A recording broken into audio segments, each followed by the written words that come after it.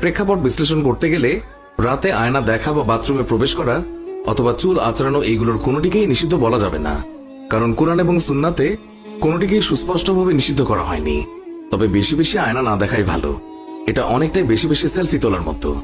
রাতের বেলা ভাঙা আয়নার সামনে দাঁড়িয়ে কোনো কাজ না করাই ভালো। আর এর কারণ হিসেবে কোনো কুসংস্কার মাথায় আনার প্রয়োজন নেই। ভাঙা আয়না থেকে যে কোনো মুহূর্তে দুর্ঘটনা ঘটতে পারে, হাত কাটতে পারে, নিচে পড়ে আরো বড় ধরনের দুর্ঘটনাও ঘটতে পারে। তাই ভাঙা আয়নার সামনে না যাওয়াই ভালো। আর চুল আঁচড়ানোর কথা যদি বলতে হয়, রাসূলুল্লাহ সাল্লাল্লাহু আলাইহি ওয়াসাল্লাম প্রতিদিন 2-3 বার করে চুল আঁচড়াতেন।